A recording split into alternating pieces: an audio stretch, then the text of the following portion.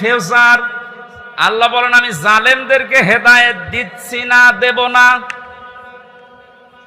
আর শর্তলা হচ্ছে ওদেরকে মাফ করে দেন। তা আমি মাফ করে করব কি? আল্লাহ তো হেদায়েত দেবে না জালেমদের। কারণ এত কঠিন নিকৃষ্ট আল্লাহর কাছে শব্দটা।